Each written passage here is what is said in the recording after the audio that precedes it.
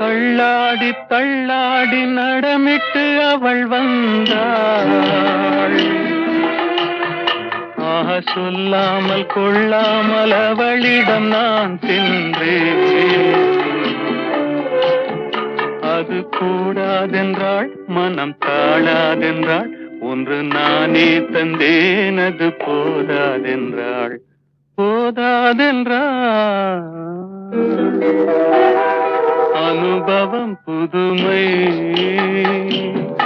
அவளிடம் கண்டே, அந்நாளில் இல்லாத பொல்லாத எண்ணங்களே, பொன்னான கைப்பட்டு புண்ணான கண்ணங்களே.